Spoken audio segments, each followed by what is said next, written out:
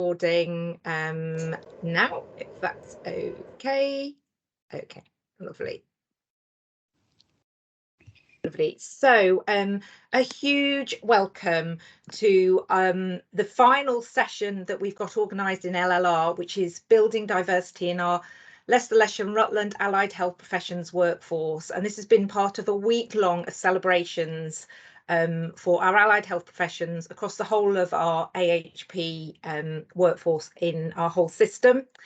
We do have tomorrow, there is a national address by Suzanne Rastrick, our Chief AHP for NHS England.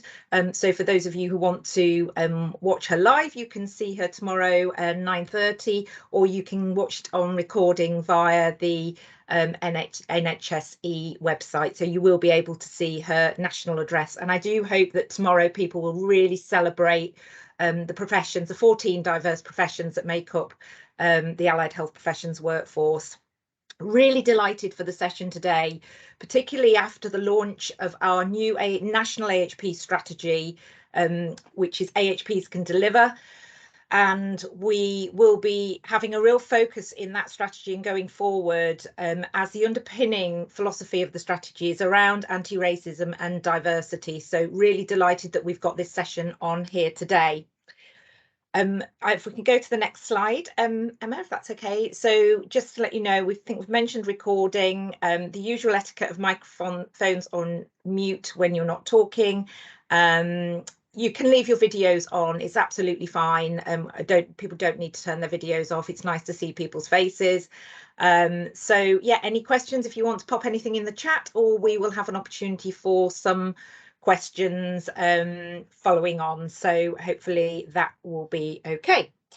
So if we move to the next slide, so we're really delighted that today we've got Caroline Trevithick, our Chief Nursing Officer and Deputy Chief Executive of Leicester and Rutland Integrated Care Board.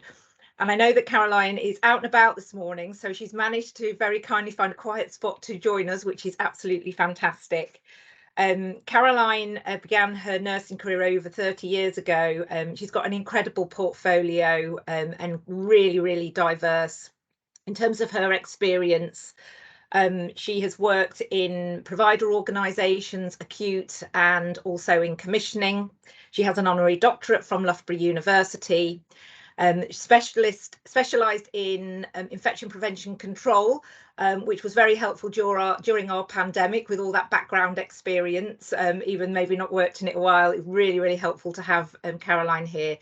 Caroline is a real champion of allied health professions, which is absolutely fantastic to have her in that role, and really values the multi-professional diversity in terms of leadership, but also representation at all different levels in the organisation. And furthermore, Caroline also truly values the wider diversity agenda. And Caroline's going to talk to us a little bit this morning about the work that she's leading on across LLR. And so I will hand over to you, Caroline, if that's okay. Thanks, Deanne. Can I first check, can you hear me? Yes, good. We can. That's the first hurdle. Well, the first hurdle was getting internet. So really pleased to be here. Third time I've been here for Allied Health Professional Week, third year. It's and I'm always struck by the effort that you as a profession, a group of professions, put into coming together to celebrate your professions, but also focus on some of the real issues that are facing us. And so, you know, we're in Black History Month, and focusing on diversity is excellent, and I'm really pleased to be here. So Deanne's asked me just to talk about the inclusion group that I'm leading on behalf of the system. It's a group set up to support inclusion, focusing on diversity for allied health professionals, nurses and midwives. And we established it prompted by the Chief Nursing Officer for England's personal objective to support nurses in the diversity agenda. But when I started to look at it locally, I thought, I don't want it to be just nurses. I don't want it to be single profession. I think it's really important that we expand this out to all professions. And so really pleased that Deanne's joined me on the group to bring the allied health professional perspective to it. I'm doing it not just on my behalf, I'm leading it on behalf of Julie Hogg and Anne Scott, my chief nurse colleagues from UHL and LPT. But it is a personal objective that I've set myself for this year, and is absolutely supported by Andy as chief exec in the ICB. The group has got 4 areas of focus. We wanted to look at system intelligence. What is our data actually telling us? How do we know that we are making a difference? Not just from an organisational perspective, but across the system. Have we got not just variation at ward level, but have we got variation in organisations? And one of the challenges for us is to bring in the primary care element to this as well, because we haven't got very good data at primary care level, but our ambition is to ensure that we can look at the data.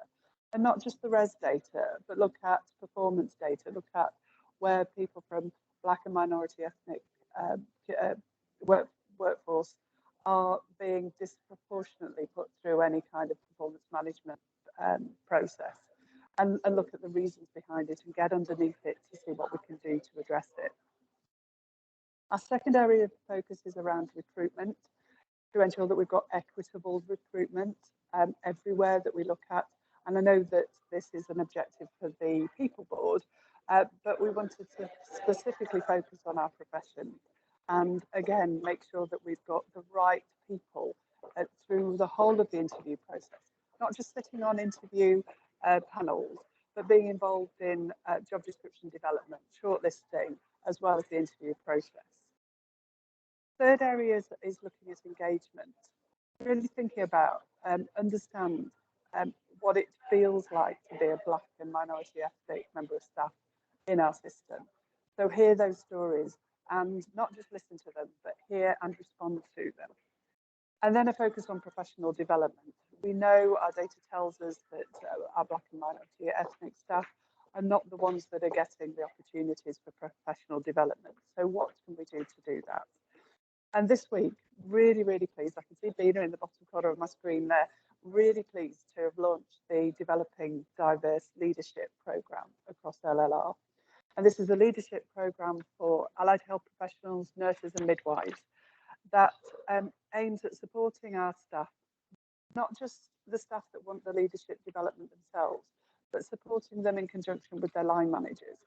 And I think this is a really innovative approach that the team have come up with, to think it isn't just about taking members of staff and looking at them on their own. It's about how those staff are supported in a compassionate leadership approach.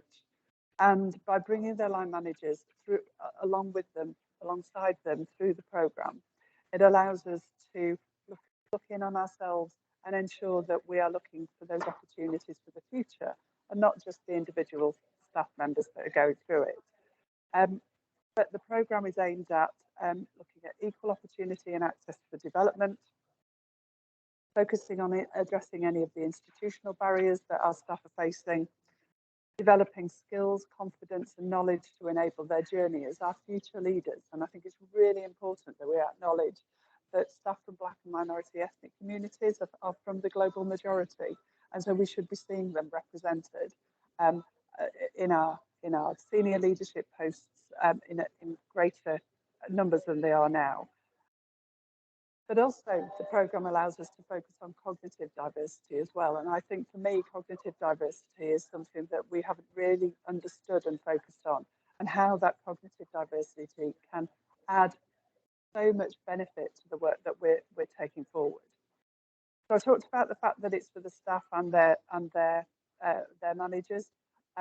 We're testing this out. We're going to have to see how it goes. This is a huge commitment for people. But on Tuesday, yes, it was Tuesday, 44 members of staff and their line managers, were there to start that journey with us. And at that launch event, we heard some really, really powerful stories from Yvonne Cognell. I'm not sure if you know Yvonne from the national stage. She was talking to us about her personal journey through racism, institutional racism in the NHS, and how she's working through it and is supporting others and individuals and organisations to address it. But we also heard from Rach Nabias. Rach is our Chief Operating Officer from the ICS, and Rach gave us a very, very powerful story about her journey. One of the things I took away from Rach's talk was about her pyramid selling approach to leadership and mentoring. And what she's always got an open door to anybody who wants support, whatever profession, whatever walk of life they come from. But her ask from them is that they go away and mentor 2 more people. And with those 44 people that were sitting in that room in the university on Tuesday, I'm really, really hoping that they'll take up that approach and think how can they pass this on, so that we really start that social movement approach with our staff. It's got to be bottom up as well as top down. We've got to start this approach to diversity, this approach to compassionate leadership. Hi Susan, it's just Hayley in the old team from Rutland. In a way that we've not done before. Are they installing your stair lift? One moment. I think we'll just put somebody on mute. Sorry, that's okay. Are we ready? Too much. The Allied Health Professional Leadership Network in LLR is a fantastic one, and I'm always struck about how much each time I come to this event, but also working with Deanne and Steph O'Connell and others in the network, how much the network strengthens year on year and does so much to support really key important issues for staff across LLR. And I know as you focus on diversity, we're going to make a real difference. So I really thank you for this week and focusing on this week. My offer to the staff that were on the programme on Tuesday was that my door is always open. If there's anything I can do to support, please contact me, please let me know. But I would turn it back to you if there's anything that you could do that I need your support with, particularly on taking our inclusion group forward. I'm hoping I can call on you for your support as well. And knowing Deanne and Steph really, really well, I know that I can. So I'll stop there, Deanne. I don't know whether, because I've only got another 5 minutes, I don't know whether you want me to take any questions now, but yeah, really wish you well for the rest of your week. Thank you for having me. Thank you so much, Caroline, for sharing the work that's going on and for that hope. And I think it's so important that we have hope for change. And I know collectively we can do that, and with the right leadership, which is fabulous. So does anybody have any questions for Caroline about anything that she's described? I do have a question, but I don't want to take up the floor space. So I'll just give people a minute to see if anybody would like to ask anything of Caroline. So I guess my question for you, Caroline, is around your personal journey and your personal journey in development to be able to lead on this agenda. And I just wondered if you would be able to share a little bit about, I guess, what you focused on in developing yourself as a leader who has the confidence to lead in this arena, what's helped you, if there's particular programs or mentorship that you've had. So I just wondered if you'd be happy just to share a little bit of that with us today. Certainly, Deanne. I think the first thing to say is that I don't have confidence to lead in this agenda. I think a lot of us, I think I personally needed to acknowledge that I needed the support of others around me. This isn't something I could just take forward and progress. So the inclusion group has been fantastic for me because that's made up of people from diverse backgrounds, and they're my expert reference group. I need people around me to help me deliver on this. What I've done is I've acknowledged what role I can play in that, where I can use my position of authority and power to unlock doors for people.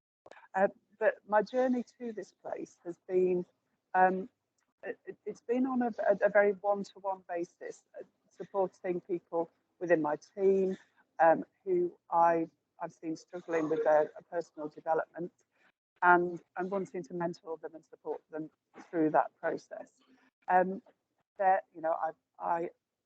been through the reverse mentoring program. That for me was a real eye-opener in terms of challenging my views and understanding, and making that realization that doing this on a one-to-one basis was just not enough. It needed to be bigger, it needed to be better.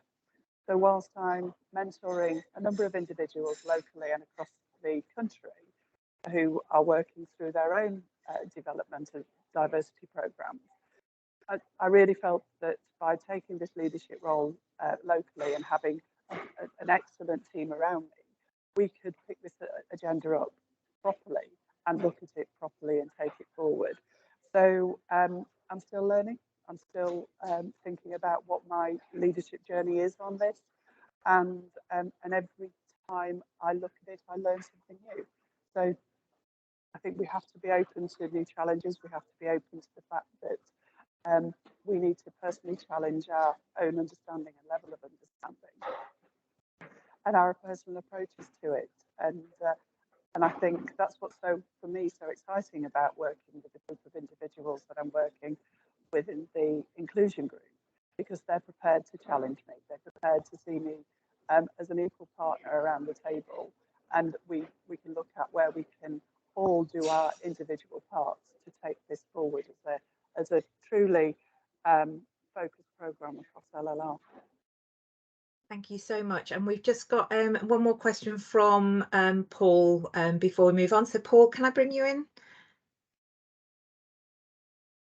Thank you. Can you hear me, Caroline? Is one of my expert reference people. So you know my question's going to be around that, really. One of the barriers for us, Caroline, within the programme is getting organisations to investigate racism claims from staff who speak up and speak out. And very often they are met with there is no evidence of racism, there's evidence of poor behaviour, but there seems to be reluctance from across the board. So I'm not singling any one particular area out, but there does seem to be a barrier with some of our HR colleagues and other managers to actually acknowledge that racism has taken place. It's always dressed up as some sort of other language or coached in what I would call equality speak, but actually avoids the issue, which is sending quite a serious message, I think, to our staff who do have the courage to speak up and then are met with that level of either resistance or denial. And I just wonder how, as a process across LLR, that we can, how we interact with that and how we challenge that without it becoming adversarial, really, rather than trying to get people to take this on board. There does seem to be a real barrier currently. I've spoken to 3 people this morning who have all been told no, there's no evidence of racism. When you look at it, it's very clear there are elements of racism within it. So my question, I suppose, is, you know, how do we overcome that? Yeah, that's a huge question, Paul, in terms of understanding individuals' approach to recognising racism is happening and organisations' approach. And I think the work that we've got to do is to raise the profile of it. I would want to look at where people are reporting it. Are they only reporting it through traditional HR routes? Or are we using our Freedom to Speak Up guardians in a way that we can use that data slightly differently and take those stories and take real stories from people who have experienced it? And we had a story from a staff member at the People Board yesterday who was talking about racism in her professional life, but from a staff perspective, but also from dealing with patients. And it's those stories that we can take and we can share with people, share the journey that our staff are really experiencing in a different way into different environments. And I think we need to, that for me is about how we might look at it differently, use the data differently to start pushing at different doors. All of our organisations have signed up to being anti-racist organisations, but if they're not listening to the experiences of their staff, they're not going to make a difference. So that's, you know, power of stories is something that we need to harness. I think they're listening, they're just not acting, would be my... I'm an optimist with a pessimistic overview. I agree with everything you've just said, but I think there's some difficult conversations that need to be had, yeah. That currently aren't being had in the way that they need to be. And unless we start having that, alongside everything you just said, I'm not sure we're sending out a message to staff who are on the receiving end that it's okay to speak up. And I agree, whilst Freedom to Speak Up is an excellent resource, I can tell you the ones I've spoken to recently are meeting exactly the same issues that I am as an EDI manager. It doesn't seem to be making a great deal of difference. back on the ground floor. It may do at senior level who say, yes, we've heard it, we'll do something about it. It's not filtering through. Yeah, and that board, Deanne talked about my experience in infection control. Yeah, that board toward challenge is a challenge with whatever subject we look at. So if we've got evidence of the really senior managers looking at it, listening to it, addressing it, what can we learn about the bottom-up approach to this and engaging with our frontline management staff to understand what the messages need to be. So I think I'm not saying it's easy, Paul. It's a challenge for us. I think it's something that you've been struggling with it for years. All of Absolutely. us. Okay. So I think it's about how we bring this to the surface, bring it to people's attention, and not be afraid to not let it go. Let's be the dog with the bone, and have people have those champions at all levels that can challenge and support, etc. You know me, I won't let it go. It's not acceptable. Thank you, Paul. thank you. Great questions for Caroline, and thank you so much for opening our session today. So I just wonder if people can do a show of appreciation, either with your yellow hands, or you can clap if it's easier, just to say thank you so much. Really appreciate it, and giving your very precious time. We'll look forward to new developments. Thanks, Deanne. Great to see you. Have a lovely day. Cheers. Thank you. We will do. Thank you so much, and really fascinating actually, and really interesting discussion about how do we have those brave but very much needed conversations. So we're going to move on to our next speaker, Melanie. And Melanie is our one of our interim project leads for our Health Education England Allied Health Profession Workforce Strategy. Melanie is going to talk to us a little bit about the work that we've been doing across LLR and show some statistics and some information about our workforce and some of the work that we've been doing specifically on AHRs, and then we'll move into international recruitment for AHPs. So very warm welcome to you, Melanie, and over to you for the next 10 minutes. Thank you, Deanne. I have had gremlins in my system this morning, so can you see my slide show at all? We can see it. We can see it with the slides down the side. It isn't on slideshow format. If you want to change it. How about now? You might need to pop out and come back in now you've changed it, just so that it changes for us. If you just stop sharing and reshare, that should work. Apologies. It's okay. I've tried this so many times this morning. That's okay.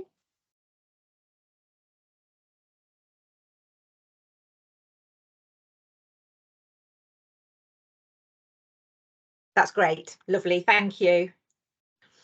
It's great, except I can't see it now. Yeah.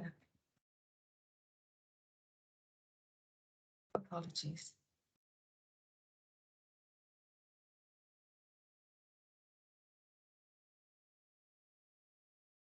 How about now? Perfect. Thank you for the warm welcome, Deanne. As Deanne says, I'm leading one of the project leads on the Health Education AHP Workforce Strategy project. I'm a radiographer by background, and thank you for giving me the opportunity to present our work. So the aim of this presentation is to give an overview of the AHP project that we were doing with a focus on EDI and our future workforce plans, together with giving you a little bit of information on international recruitment for AHPs across LLR, which I am leading on at the moment. So last year in October, myself, together with 3 other colleagues, Emma Pilley, Sue Iburn and Liz Bull, led on a project where LPT, UHL and the wider social care system accepted funding from Health Education England to invest with local interventions to help us meet our workforce supply challenges, where we were told to work on an 18-month workforce strategy for AHPs. So the investment aimed to help the NHS achieve its target as set out by the pre-pandemic NHS People's Plan of having 27,000 additional AHPs in post by 2024. Now, that's quite a big ask to meet the future demand of services. So what did we find when we did our work? We did a lot of consulting with leads, and there was many common themes that came around workforce that helped us write our strategies. It also highlighted the importance of the AHP workforce faculty and how they were able to drive the workforce strategy to and serve as a centralized point of contact. It highlighted the benefit of system-wide working, and it showed that we actually need to develop some stronger links with maybe social care and some other AHP professions. Although we focused on many work streams last year for our strategy, there's a key, based on the results of that strategy, some of our new priorities for this year were identified to be EDI focus, apprenticeships, preceptorships, support workers, and international recruitment. LLR is also set to drive the workforce strategy in future. So we are hoping to move away from Health Education England objectives and focus more on our local priorities going forward. And also we aim to develop a culture across LLR to celebrate diversity within AHPs so that our AHPs are aware of biases and any impact that it may have on fair recruitment and career progression. So there's some data, some very interesting data regarding all of our AHPs across LLR. So there's 1,432 whole-time equivalent posts in LLR. Our largest staff groups are actually physiotherapists, occupational therapists, and radiographers. 82% of our workforce are females, 71% is white, 17% is Asian, 7% Black, and 3% other. The average age of our workforce is 39. Our largest workforce grade group is Band 6s at 44%. So we looked at the trend of BAME staff over the last 5 years, and there's an increase in the amount of AHPs, BAME AHPs in LLR from 13 to 17%. We've also realized that the BAME workforce is least represented at Band 8 level at only 10%. We've also found out 4% of our workforce have registered disabilities, with 10% not declaring. And our highest rate for leavers is staff between 1 to 5 years of experience, and often they leave to move to other NHS staff. Now, I've only put a few, I'm time conscious, so a few plan recommendations that we've worked on. Our project leads presented to our respective executive people and culture boards our strategy, and we are waiting sign-off so we could give a final paper to Health Education England. But just a highlighted few is that we are hoping to work with our people promise managers and EDI leads to progress the EDI agenda across AHPs in LLR. With regards to, now that I'm leading on international recruitment as well, there's a huge push to have diverse interview panels. And we want to be part of the development of a robust retention strategy with an AHP focus. We've also highlighted the need for stay interviews, if we could provide some intervention before people try to leave by conducting stay interviews and become a bit more flexible and offer flexible working options. And one of our key to retention is a staff engagement, to at every step keep our staff engaged on plans that we are working on. And one of my key focuses at the moment is to develop an ICS-wide consistent offer to international recruitment, including support on accommodation, banking, and financial relocation support and pastoral care. So I'm just going to give you a quick brief overview of what's happening with international recruitment with AHPs. In July this year, NHSEI, in response to the national shortages, launched an initiative for trusts and faculties to bid for short-term funding until March 2023 to help with international recruitment. The bidding process only included professions at risk or in need at the moment, and that is radiographers, OTs, and podiatrists. So UHL and LPT collaboratively bid for funding for 25 radiographers and 6 OTs. The bid was successful, and we were awarded £140,000 to UHL and £15,000 to LPT to help with international recruitment. We are hoping to recruit and onboard 25 radiographers, diagnostic radiographers by March 2023, 6 occupational therapists by March 2023 to onboard and recruit. And to also collaboratively work with LPT and UHL and our nursing colleagues who have been great, trying to align our strategy with theirs to implement a standardized international recruitment package of AHPs by March 2023 as well. There's a very strict code of practice with international recruitment, and we are adhering to that and bringing it part of our recruitment strategy to promote ethical recruitment. And my final thing to do is to develop a comprehensive plan for induction, pastoral care and professional support for international recruits by March 2023 as well. So our first round of occupational therapist interviews are actually tomorrow, which we're very excited about. We're hoping to welcome our first cohort of internationally trained occupational therapists for the first time to LLR. So we're hoping for a positive outcome tomorrow. And 2 weeks later, we're going to do the same for radiography. So that's our AHP workforce strategy work in a nutshell. So thank you very much for the opportunity. Presenting. Thank you so much, Melanie. Does anybody have any questions or comments on the data, whether people were surprised when you saw some of those facts and figures around our AHP workforce, or any reaction to them? I can see, Paul, you're shaking your head. You weren't surprised at some of those. I just wondered if anybody got any other comments or questions for Melanie. Farouk. Hello, Melanie. Sorry. It's very, very interesting. I thought the way you laid out the facts was very interesting, and some of those facts were very new to me. There was one I saw that I thought quite interesting. Is there any, or are there any themes or any things people notice regards to, as you said, most of the international forces around the band 6s?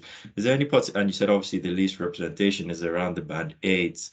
Is there any particular theme that has come across as that the reason why it's only about 10% of band 8s and aboves come from a BAME or Black backgrounds? Anything that? I think international recruitment is very new to our professions at the moment, and they're going through this transition and adaptive phase at the moment. And what we've realized is bringing a very diverse work group from abroad is some of them, although they might have a lot of years of experience in their home countries, have struggled with NHS experience, and our system of working is very different. So I think that's probably the hold up for climbing up the ladder, is because we often bring quite experienced staff from abroad on lower banding. So it's a process or a period of time before they move up the ladder. But that's something, Deanne, I don't know if you want to come in. Yeah, I think because this is broader than international recruits. This it is a much broader issue, and I think it will be really helpful when we have the panel conversation for some of our EDI leads across our system, because there's a lot of work going on. I think it's complex. There are some very clear barriers, because you can see there's a significant underrepresentation, and I think there's multiple factors. But I think we could bring that out in the panel conversation a bit more, Farouk, if that's okay, because I think it's a really good question. I'd be interested to hear from our EDI leads on that. So we'll make a note and make sure we cover that. Catherine. Sorry, I couldn't find my microphone then. So a couple of points really on the band 6 and why so many in the band 6. So I'm a podiatrist by background. The LLR podiatry service has recently, it's tested the waters with band 5s, but most people came in as a band 6. They may have 1 or 2 now. I've been out of there for 12, 18 months or so.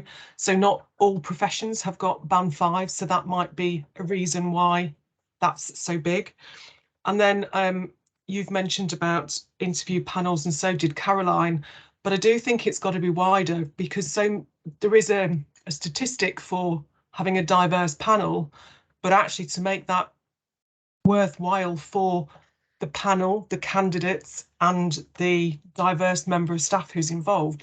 I think we've got to broaden that out so that they're involved in the job description and the interview selection and the shortlisting and the whole process, and not just being a token person on a panel. I'm not saying that doesn't happen, and it may be that it is a statistic to have a diverse panel, but actually maybe we need to broaden the language so that it encourages people to involve diverse members across the whole process and not just in the interview. Fabulous points, Catherine, and even around how and where we advertise our posts. So yeah, bigger piece of work. So some great progress, but lots more to do. Paul, for the final question, and then we'll move on to our next speakers. Oh, you're on mute. We can't hear you. We can't hear you, Paul. Can you hear me now? We can. Yeah, thank you, Catherine. Absolutely articulated everything I wanted to say. So I wanted to cheer and shout because I thought it was brilliant. I think one of the things for me, and it's a question to the last presenter, is, and it goes back to those recruitment panels. Does anybody have any guidance on why we do what we do with that? And I know Catherine made reference to some data, but do we provide guidelines or guidance for people who sit on recruitment panels as to what they're about, what they're doing, and certainly with the emphasis on the having members of diverse members on there? And if not, is it something that perhaps we could look at as we move forward within the allied health professional system, so that we devise our own with clear guidance that really leads on to what Catherine was saying, that it has to be a much wider agenda and not just pulled out, can you sit on that panel because you are? If that makes any sense at all. It makes absolute sense. And again, Bean has kindly put something in the chat about Farouk's question. I think we need to bring in your suggestion about should we have system-wide guidance and approaches to interviews. So Catherine and then Tam, and then we will close because I want to make sure we give time to Farouk and Tam to present as well. So great discussions. It's really a real balance. You don't want to close the conversation down, really. Catherine, over to you. So I don't know as there is guidance as such, but certainly from my perspective, anybody that would sit on a panel with me, I would ask them to do the LPT's recruitment training. So that covers the whole selection process, from writing a job description to shortlisting, to interviewing, to speaking to them out the other end. And as a leader, I have tried to support and develop people who are going to be on a panel. So I've never been one to put somebody on a panel just because of the colour of their skin, but I am well known to use people throughout the whole grades of my service. So be that a booking clerk, be that somebody from the inside and appliance lab, because they're all part of the team. So I suppose that goes back to the cognitive diversity. But if somebody's never been on an interview panel before, try and give them guidelines. You know, what sort of person would you want to work with? What sort of person would you want to be treated by? And those sort of general basic things, and just to support them through the process. But certainly that's kind of where I've come from in that. Yeah. Thank you, Catherine. Some really, really helpful suggestions and points about what's out there. Tam, over to you. Yes, I was just going to talk about the guidance. So if I interview myself, and sometimes if you don't have guidance, it then appears to say you are on the panel or you are fighting to recruit someone of your own skin color or from your own banker, which puts you on kind of almost in an uncomfortable position.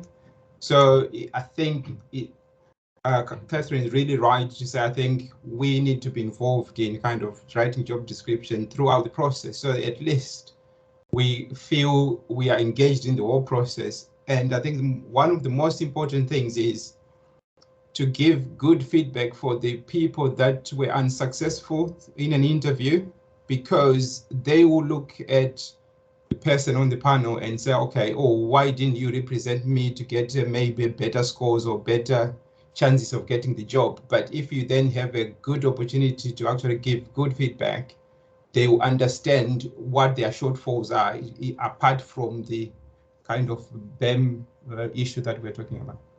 Thank That's you very my much, Tam. No, really, really invaluable comments, Tam. I'm going to give the last word to Hasib, and then we will move on to our next presenter, Farouk. So Hasib. Yeah, I made a comment in the chat box. Thanks, Diane, and lovely to be here today. Great to be invited. Fantastic conversations. Just to say that, you know, we've been working on this, trying to achieve 100% diversity on our recruitment panels. And I've done a lot of communications in the past 2.5 years. We've been monitoring it as well. So we're one of the very, very, very few, I don't know any other trust actually that monitors the diversity of interview panels the way we do. We're currently at 75%. And I've said all along, it's got to be meaningful. It shouldn't be tokenistic. I'm really pleased that Catherine has taken the approach that she has. That's exactly what we want line managers to be doing. And not least of all, we've had a lot of feedback from we've got a pool of diverse recruiters who've been through the training, who know the score, who have put in some challenges as well in terms of processes, which has been really helpful.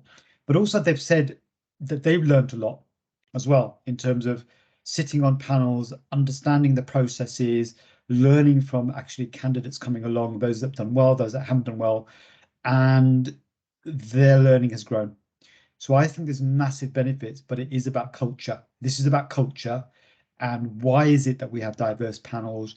And I absolutely abhor any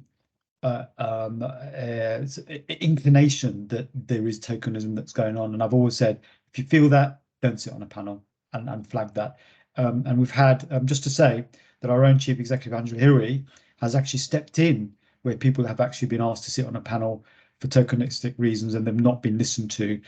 And we've used our freedom to speak up processes to raise those sorts of concerns. So this is truly inclusive piece of work, but it sits alongside everything else that we're doing here today, all the other initiatives. This is a very much one part of a very complex jigsaw.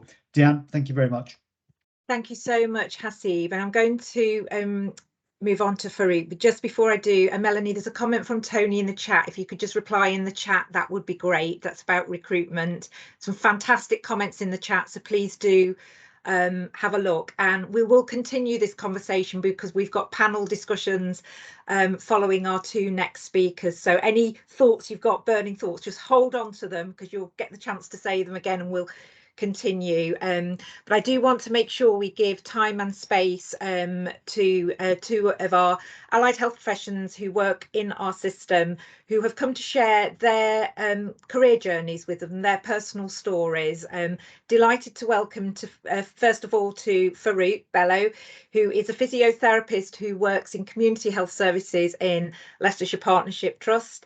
Really fascinating story from Farouk, and also I know he's a big social media influencer.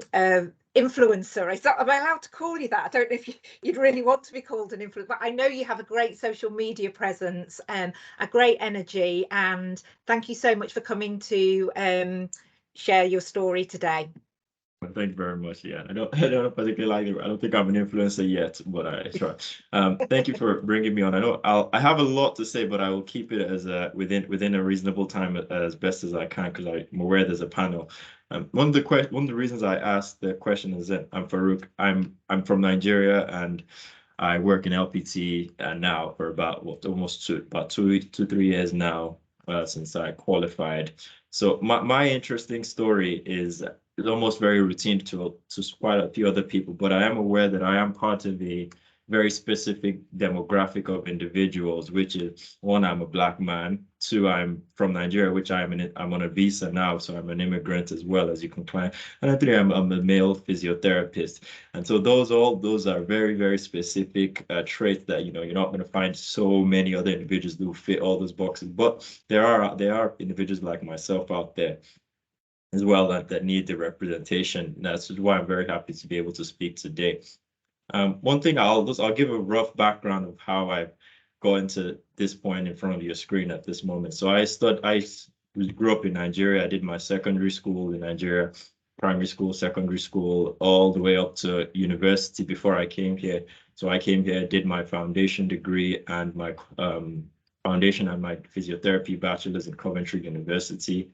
and I graduated in about 2020, so the height of the pandemic period. I was on the emergency roster initially at that point.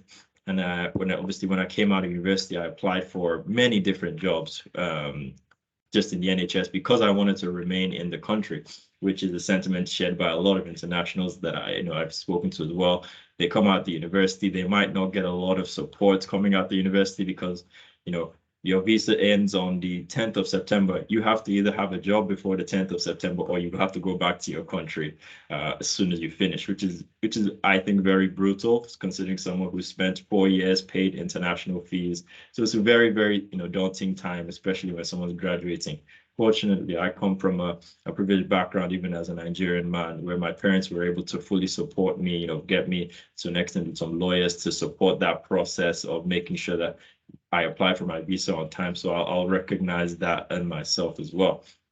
Coming out of the university, I got a job. First job was LPT here within community health services in the county, and as band 5 county physio working in the community, which is a very interesting place to start your career. Anybody who's worked in community knows it can be a very daunting thing for a band 5, but I survived it. Then I rotated to the KINS team, which is still further community. Very much enjoyed it as well, part of my rotations. And then the next step was MSK outpatients. Did that for a little while before I decided that I really did like community therapy, and I took up a senior post here in community about last year. So that's been the journey in terms of where I came from up till now at this point. One thing that I did realize over the course of these about 2-3 years, from me being a student to being here right now, is that from an international individual's background or an international immigrant's background, and also from a Black person's perspective, is that there can be a lot of barriers to get to where I am now, in terms of from your application, your job, when you're applying for jobs, when you're doing interviews for jobs. One of the things that was very disheartening for me when I was applying for those many jobs in different trusts was to do a very good interview and then get to the point where they tell you, okay, we do sponsor visas, but we're not able to sponsor your own visa because you're a physiotherapist or AHP, that we only have it for doctors, or to do interviews and then be very good at them and hear that unfortunately we can't sponsor your visa at this time, which is very disheartening to know that clinically you're there, but because of systematic issues, you're not going to be able to proceed. Fortunately, LPT, I give a lot of credit to, we are good at sponsoring visas in terms of that type of thing for different AHP backgrounds, and it's just similarly shared across the board. But the other side of it, which is why I asked that question to, sorry, I've forgotten the person who talked about the specifics of the statistics, is because when we're making those applications, the other barrier is a bit of the HR side of things. And I'll be honest, I think we are trying to do a lot better than we used to do before, which is good. But we're not there yet, because that also is a whole different scenario. And to some individuals, hearing that, you need to get a visa, you need to, make many applications, you need to do another interview, you need to wait for a letter from HR, you need to wait for this. It can be very confusing, because if you imagine, I got a job in about April, but I was only able to start the job in August, which, as you imagine, that is a long time to wait, especially during a pandemic period where we need a AHP workforce, we need AHP members. So I think that was a huge oversight, and that's not just specific to an LPT or LLR, that's across different trusts as well, which I've spoken to other colleagues and they say similar things. And which is why I kind of started a YouTube channel and made videos and podcasts, which just document some of these experiences and provide some advice to other individuals coming from abroad, immigrant statuses or backgrounds like this, to try and show them that a bit of the ease, because there was nothing out there really to support someone coming from international background, or to tell you that you might get the job today, but have to wait 6 months before your job starts. So as you imagine, someone uprooted. I'm fortunate that I was already in the country, going from a student to there, but someone coming from abroad, it's very daunting to not know, be in a state of limbo for 3 months, 4 months, and having to constantly email HR. And I did a few videos initially, And then I realized, the comments that I used to get were so specific questions that I thought the trust really should do a lot better, because you imagine if you're in a different country, you have a job there, and you don't know what's happening with going to another country as well. So this is quite happy to see. I think it was Melanie that talking about how we're going to start looking to support international background, which I think is absolutely essential, because even people come here, that whole process is very scary. So throughout the process of me coming here and working, the other thing that I found that was very interesting, I'm aware of time, so I won't ramble too much more, is that when you get here, it's another story entirely, because having gone through all those barriers to get here as an international immigrant or international person, the next thing is you want to stay in a trust for a long time. You want to retain. You don't want to be moving around, because I'll be honest, if I don't have to leave to another trust, I'm not going to. I'm quite happy where I am now. And that's the next thing. I presume that, one of the big agendas is staff retention, isn't it? And for me, it's knowing that the biggest one, and the reason I asked about that band 8, like why that representation is so small, is that I'll be honest, and I've had many conversations with other international people, and the theme that I get even for myself is that if you don't feel like you can go anywhere, you will leave to somewhere that you feel like you can go anywhere. And that's the honest truth, particularly for international background individuals who have sacrificed quite a lot and gone through so many trials and confusions to get where they are. If they feel like they're in a stagnating post, and I'll be honest, some of these are views I share myself. If I ever felt that I was in a stagnating post, that I was not going anywhere, I would be honest, I wouldn't just sit there and wait. I'd probably leave. But the good thing I'll share as well, so I don't seem all bleak and down, is that, where I am now, I'm quite happy that I feel supported. And I'm at the moment now, I'm undergoing a master's, part-time master's, which is supported by my staff, with my team, my leads, and everyone else, which for me is a good thing. Obviously, you ask about it, and that information is provided to you, which you have to be proactive about. I think it would be good if some of the information was shared, that these are options out there. I know Deanne's nodding her head, because I've had a chat with you about, and would have a chat with you about some leadership, things like that. And all these type of things, you only find out when you're asked, when you ask about it, which some people, that's how it has to work. You have to ask to find out, or some other individuals, they can get told about these programs and things like that. So I think very, very important for me as a values international Black and person of physiotherapist is knowing that, there is a route for me to keep going and progressing myself, both clinically and as an individual as well, within a trust and that environment and the culture. And I will give a lot of props to, you might hear different individuals from different teams of my same team give different accounts, but I'll only give accounts of what I personally experienced as well, is that I feel, quite supported within the team I'm in terms of knowing that, if you ask for something, there's reasonable adjustments that can be made.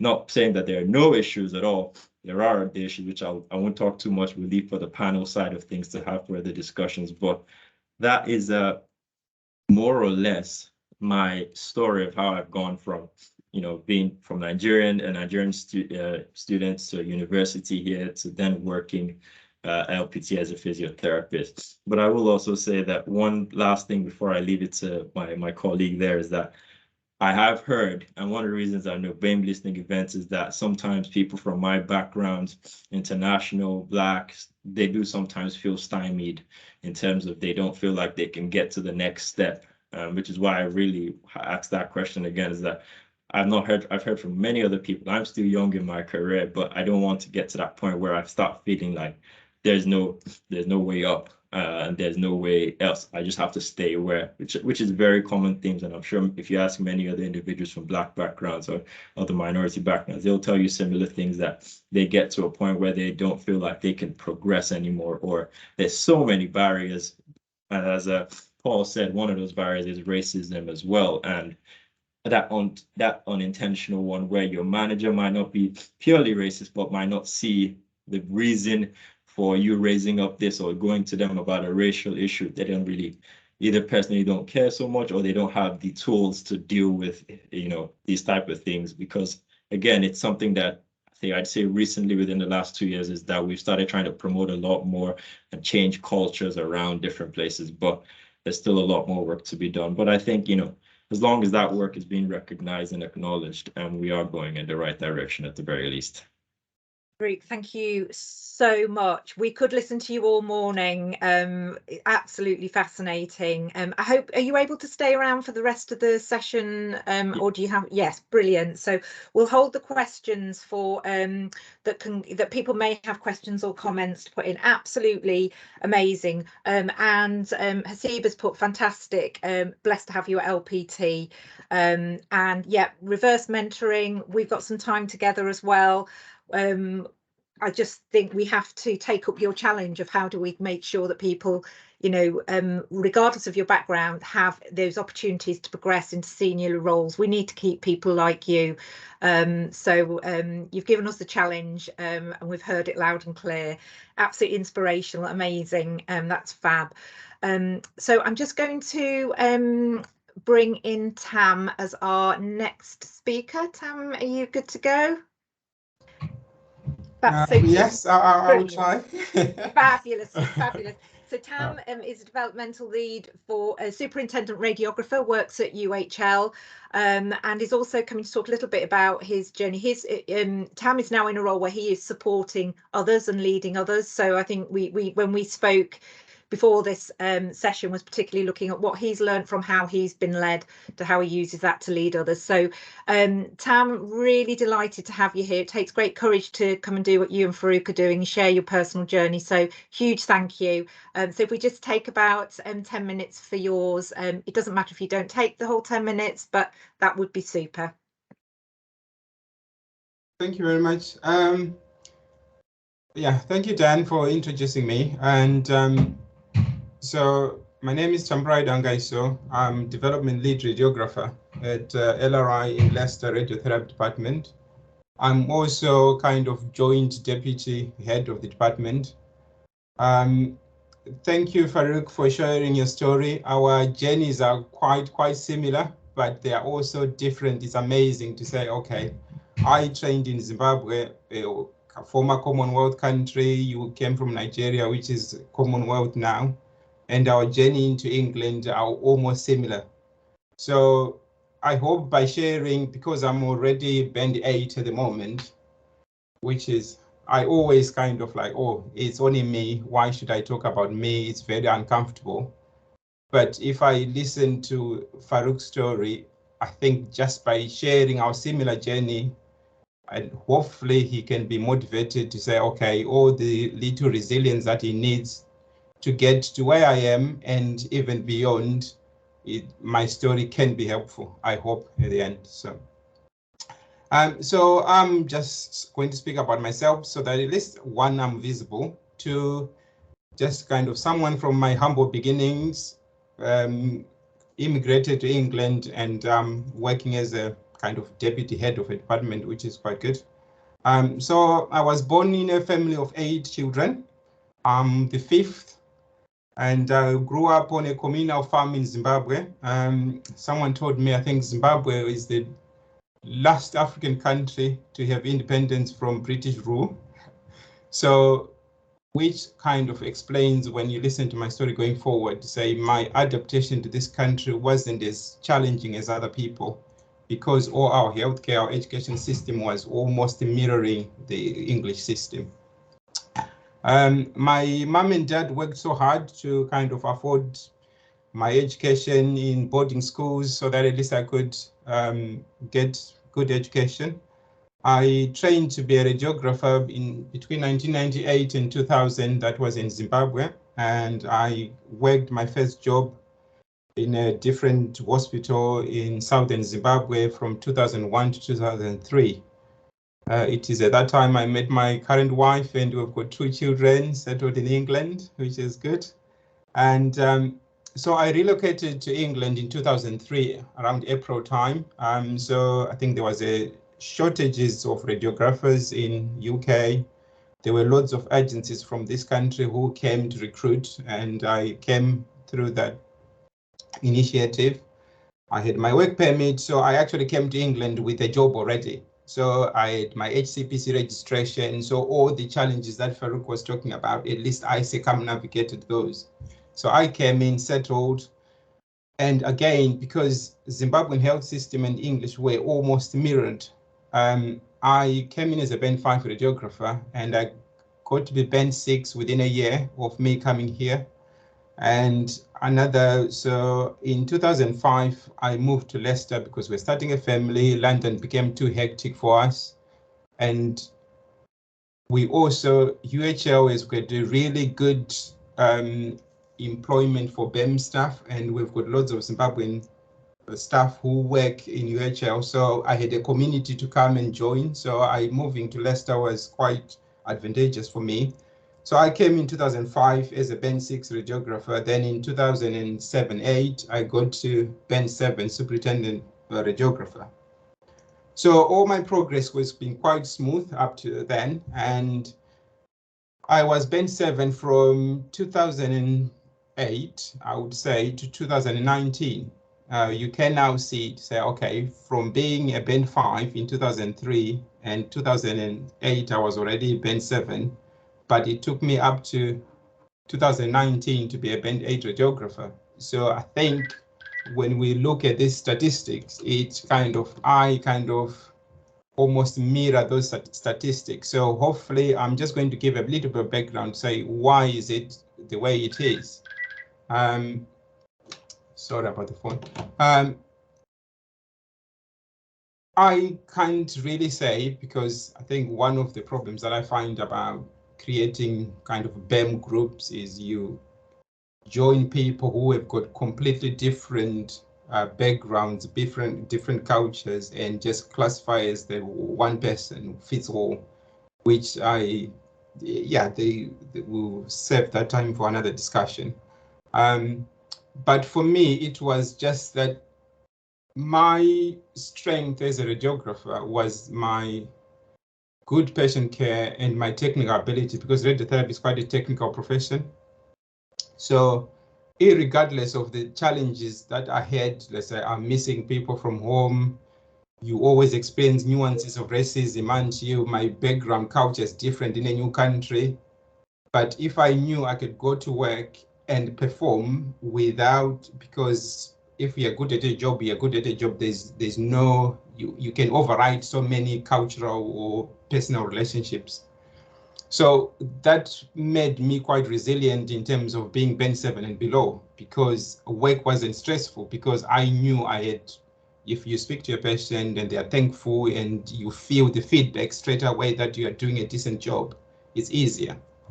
So, but if you're then, now that I'm venturing to management, you don't get that feedback of your technical strength, your patient care strength. Is all about relationship with other people. Then you start to question and say, okay, do I have a stake? Are they listening to me? Or those things, not because maybe the people that you are in have got prejudices, but my own self-confidence to say, okay, how do I get that feedback that to show me that I'm doing a decent job? So I think that's where I think my managers up to now has been really, really good. So what I realized maybe in the middle of being Band 7 is all the resilience, all the strategies, all the strengths that I had to get me to Band 7 are slightly different to what's needed from Band 7 to Band 8 or Band 8 upwards. So that means I had to kind of go through leadership training, which I did a postgraduate certificate with the University of Northampton. At least then you talk about, okay, empathetic leadership, how you kind of almost override the cultural differences. You understand how to deal with people. And the other thing which was really, really good for my own development was I went to the Stepping Up program, which is designed for BEM staff.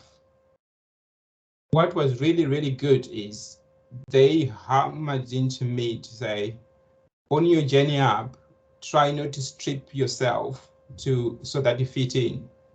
The NHS is ready for diversity and inclusive culture, where all my strengths from myself, my culture, are required in the NHS. And the more authentic I am, the more comfortable I am wherever I'm going to go. That means my relationships are more likely to be lasting, rather than I try to say, oh, Tamburai, the boy from Zimbabwe, doesn't have space in here. I need to transform to be someone else. That means I am acting all the time, and you tend to burn out, and you tend to behave in ways that you don't even understand yourself. So my advice to anyone who is on a journey is please be as authentic as you can. People are actually ready for that diversity. And the other thing, by listening to Farouk's story, is I've never engaged in kind of like the BAME community in UHL and had the courage to do public speaking when I'm representing ethnic minorities. But now I understand what it means to kind of, okay, by just me being visible, at least it's good enough to show someone who's going to college now and say, okay, I think I can have a journey in the NHS, in the community, to at least be where I am and even go beyond. I think that's my message for you all today. Thank you very much. Thank you so much. Thank you ever so much to Tam and to Farouk for such genuine, authentic stories that show vulnerability, courage, tenacity, great skill and talent. And we are really lucky. I know it was a lot of courage to come here to talk today, and I think so interesting, Tam, your reflections from the conversation we had about would you like to do this too, actually thinking, you know, this can have real benefit for the wider community. And thank you so much for stepping into the space and taking that opportunity. Some great points raised, absolutely exceptional. So I'm going to open up now. We've got some of our key EDI leaders here today on the call. So we should have Dr. Roo Aberatani, Hasib Ahmed, Bina Katecha, and I think we've got Paul Fitzgerald as well, who have all come from various system roles in Leicester and Rutland. And are here to take any questions that people may have. So there may be things that we've talked about before. I'm sure both Tam and Farouk won't mind answering any questions either from the panel or from any wider as well, if that's okay. So so I don't know if we've got any questions for our panel today.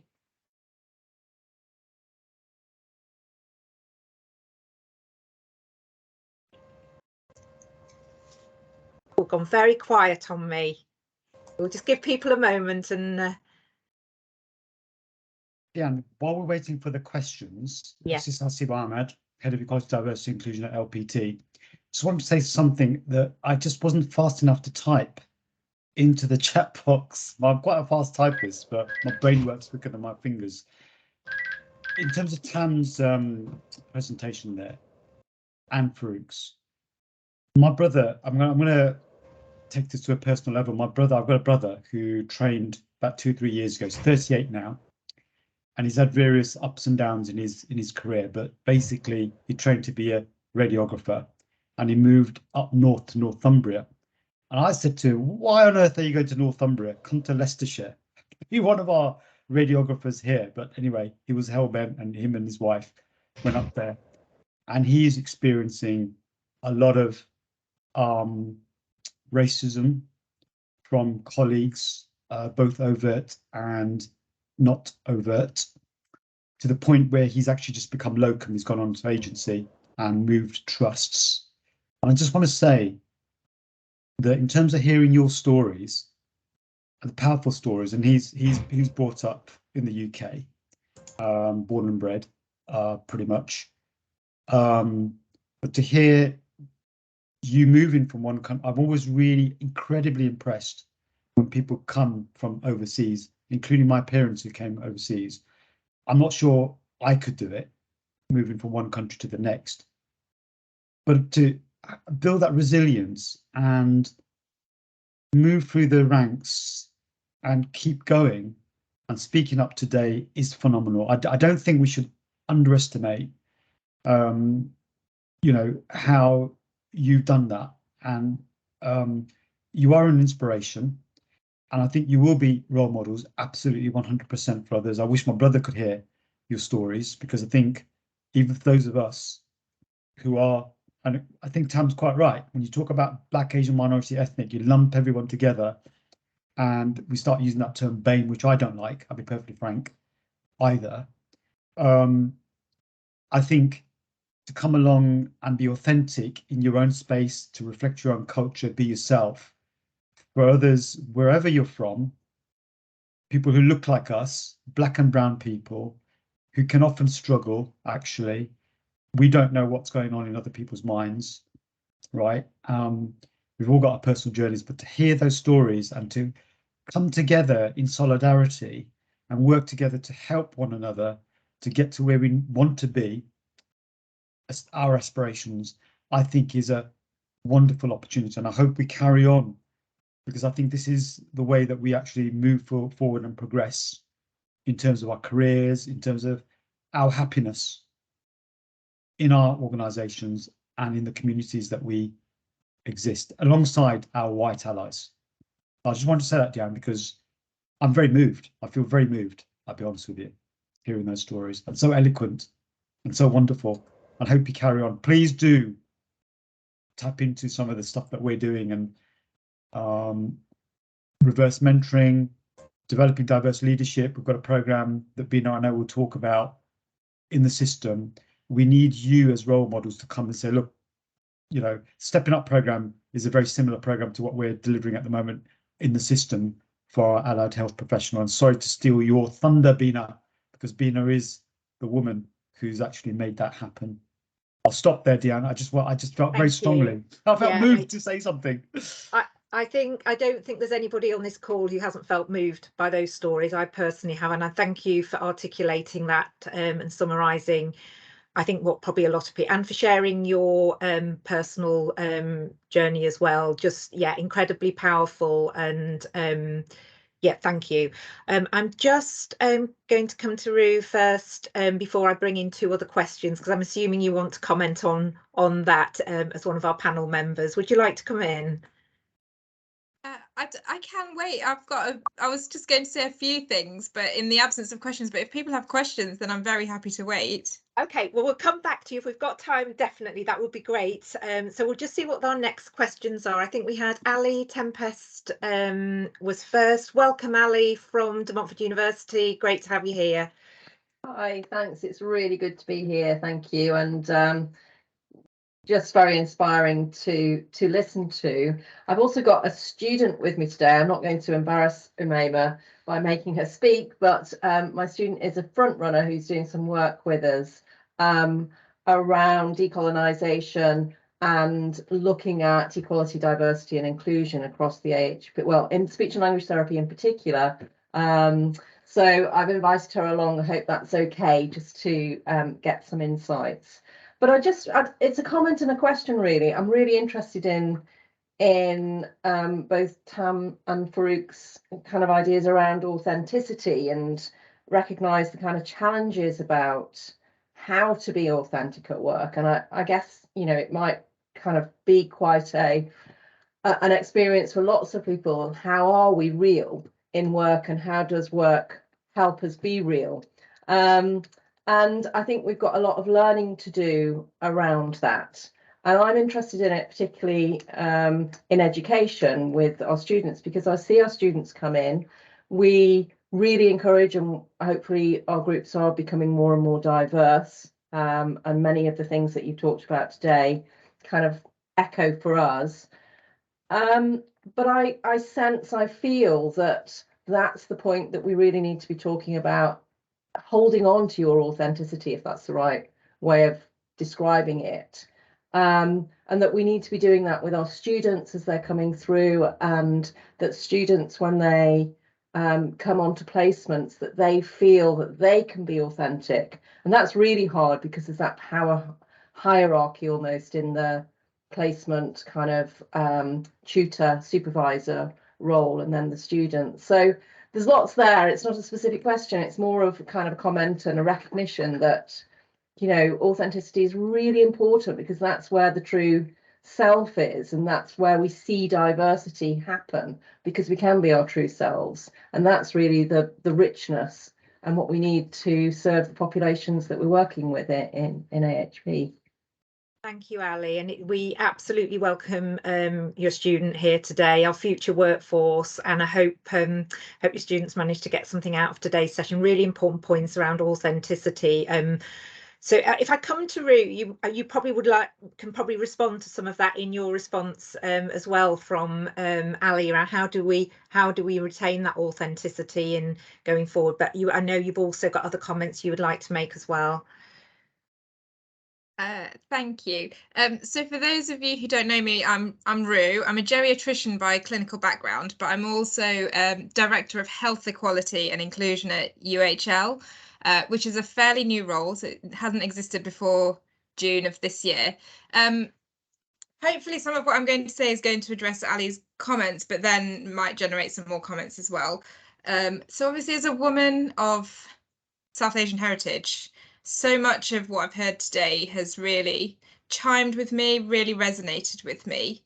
And I find myself in this position of leadership where, especially since June, people have come to me with concerns or wanting to raise an issue, and looking for guidance or an answer or a response. And what I will say is that is a very, very challenging position to be in, partly because I know that I have been in the experience where the response I have had has felt inadequate and ineffective.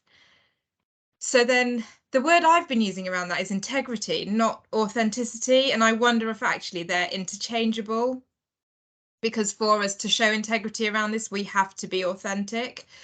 And some of that, though, I think, is around recognizing our own internal biases and our own internal barriers, which is a very difficult space to exist in as well. And, you know, how do we break down the barriers and make it safe for people to recognize within themselves the barriers and the biases that they experience? And I'm very upfront, and I challenge people a lot to say that we all have biases and we don't have to talk about them openly, but what we do have to do is recognize them within ourselves. So lots of the conversations that I have had, particularly since joining UHL, have been about how do we create an environment where people are able to live within their construct, but operate within our organizational and our professional values. And that I find that very conflicting personally, because I have a view of the world which is that racism should not exist in it and discrimination should not exist in it. And I know that there will be colleagues out there who don't understand that or who don't yet feel the same way about it. So how do I bring them along on that journey? And part of it for me is about being upfront and honest around it. The other side of it, though, is that, and particularly as a leader, I feel that one of my responsibilities is to make people in leadership feel uncomfortable about this. So this is a difficult conversation to have. And if somebody comes away from it feeling comfortable and feeling at peace with the conversation, then I don't think we've had the right conversation. We are clearly letting people down, and the reason that I know that is because they are telling us that we are letting them down. And if we're comfortable with that, then we're not in the right place. So some of the authenticity is around conceding that we haven't got it right and that we've got a lot of work to do around it, and developing some courage around asking difficult questions of ourselves and of our colleagues. I think there'll be other people in the room who've got other things to add to that, so I'll stop there. But I'm also very happy to be challenged on that as well. Thank you. That's absolutely great. Thank you. And just some really powerful chat. And I feel uncomfortable by some of the things you've said, not in a bad way, but actually your challenge back to us is, and so that's the right thing to do. We should feel in an uncomfortable space because we haven't got things right, and be brave enough to say that. Haz, did you have a question for us? And then I'll come to Bina if that's okay. And Bina, you may be able to answer some of Haz's questions. Let's see what it is. Well, firstly, I'd like to say thanks to Farouk and Tam, and their stories that they've shared have been really inspirational. And actually, it's made me think about my career and how I have progressed in my career. There are lots of things that I've kept inside of me that I thought, actually, I don't really want to share it just in case it'll cause me a problem in the future. And now I'm actually starting to think, and maybe I need to start sharing some of these stories of my own. One of them that namely just comes up to me is when I first went into my university course. On my first day, I met a person who became my good friend coincidentally, but his first comment to me was that, oh, I've never seen a brown person in my life. And it was very, very shocking for me to hear that. And then I didn't know what to say or react at that point. So just that was just one of my experiences, and I think I need to start maybe looking at that and thinking around the same way as Tam and Farouk have. So thank you for opening that up for me. What I'd just like to ask is that what opportunities are there for AHPs in LLR to engage in promoting the EDI agenda, and how can they get involved? Great question, thank you, Haz. I'll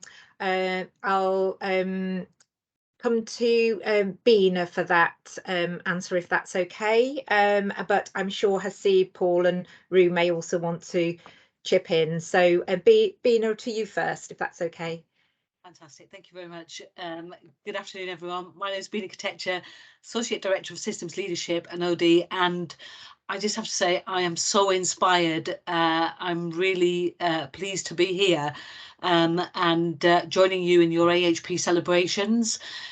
So thank you so much to Tam and Faruqi for your stories, and for colleagues that have actually shared their thoughts and questions during today's session. Kaz, you couldn't have timed your question better, because you know I did want to kind of talk about some of the work that we're doing at system level, and I work very closely with Hasib and Paul and other colleagues. The first thing is we had a fantastic launch event this week, and Caroline alluded to this, and we're running a program which is called Developing Diverse Leadership. It's first of its time, we're trailblazers in terms of doing this across LLR. And I think it was Tam that mentioned the Stepping Up programme, or it may have been Farouk, so apologies if I've got that the wrong way around. So the Stepping Up programme is now called Moving Up, and we've actually brought that to LLR. And previously, Hasib and Paul and I, when we actually had places on this programme, we only had 1 or 2 places that we could offer, and then colleagues could access this nationally. However, now across the LLR system, we've actually offered 40 places, and we're actually targeting nurses, midwives and AHPs. We've had some, we've met some fantastic, inspiring colleagues this week during our launch event. But this is quite a unique programme, because not only are we actually looking at developing our AHPs, nurses, midwives, we're also doing some work around line managers, because line managers can have the biggest impact on our workforce. And so we've been working with the Regional Leadership Academy, and what we're actually doing, we're saying, right, along with participants, line managers need to be developed so that they can provide the best environment for our staff to excel. And not only is it those participants, but it's others that they will be kind of responsible for or come into contact with in the workplace. And so this week, Hasib and I and Paul, we were actually with 80 colleagues, line managers and staff, and we've started their journey.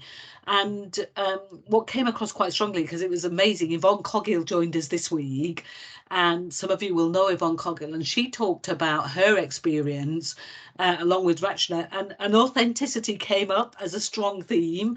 And the other thing that really was strong in terms of what we were hearing is the importance of relationships, and you know, really starting to focus on those relationships, because that can actually impact positively.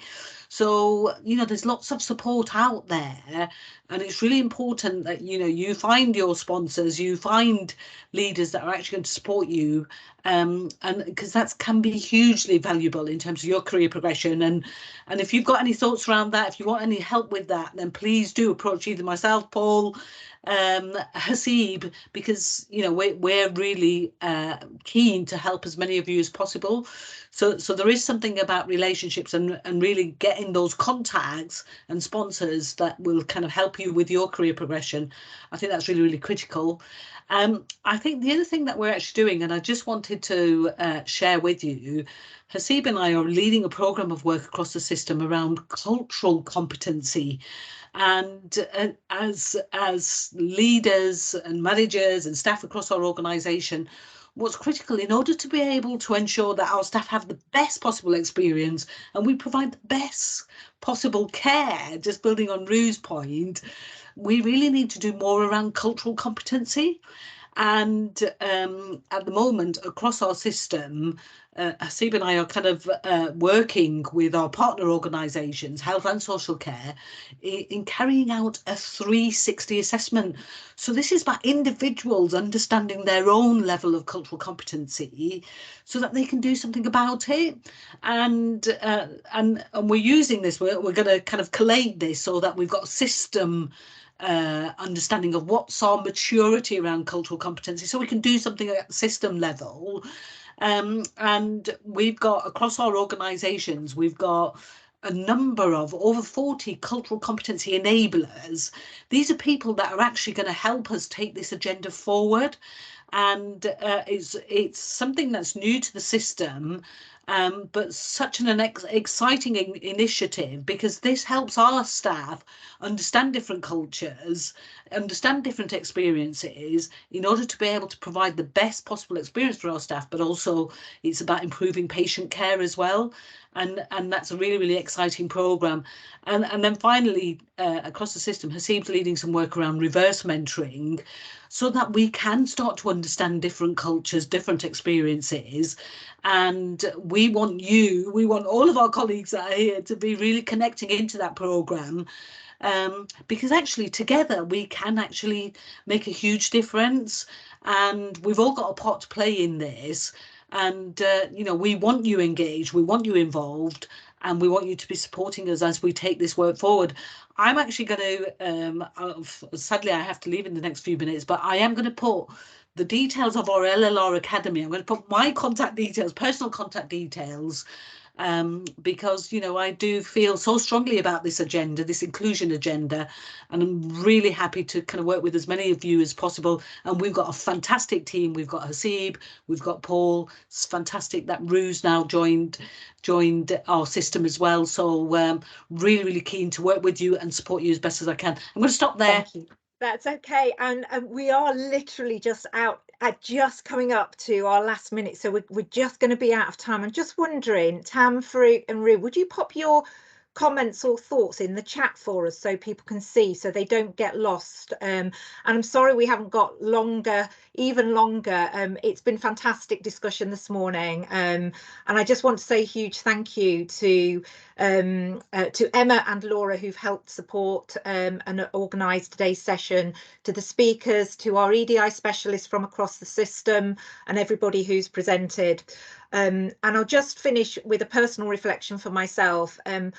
It's a few years ago, about 3 years ago, I led a session with Hasib, and Hasib will remember it very well, in a directorate on my first conversation around EDI and race with some of my leadership colleagues. And I'd never been brave enough to step into that session. My legs literally shook, and I mean, they were shaking. I looked like Elvis Presley with one leg, just couldn't stop. Honestly, it was absolutely, I felt anxious. My breathing was all over the place. I had Hasib by myself and a fantastic colleague, Natasha Garraway-Charles, who some of you will know. And we started that conversation in a place where that conversation really needed to be started. But it was terrifying. So for those of you who feel today, there's lots around there to support you and help you develop, but we need to continue these conversations. I've also popped in the chat an opportunity for AHPs to join the regional Midlands network. It's a great opportunity for networking as well. It's a new network that's been set up, so please do have a look. And if our EDI leads would be happy to put their contact details in the chat, I'll also pop mine in. Really happy to support anybody on the call today, or any of our colleagues to continue either in leading on this agenda or in any way. So huge thank you. Please do enjoy your celebrations for our AHP's Day tomorrow, and please do give us a shout on Twitter, especially tomorrow. We want to try and get trending. It's my only hope of ever trending in anything, my kids would say. So let's give it a go. And once again, thank you so much to everybody. Deanne, the feedback form link is in the chat. Fabulous. Oh, there's a feedback form for people to complete as well. Thank you. Thanks so much. Thank you, everyone. Goodbye. Bye, Deanne. Thank Rue, you. nice to meet Bye-bye. you. Thank And you. Paul, everyone. Dina. Bye, Hasib. Thank you Thank so you. much. Thank Thank you. you. Bye-bye. Bye. Fantastic event. Lovely. It really Thank you was so much, excellent. Hasib. Excellent. Thank you, Paul. Thanks for Bye. all your time. Pleasure. Bye-bye. Bye.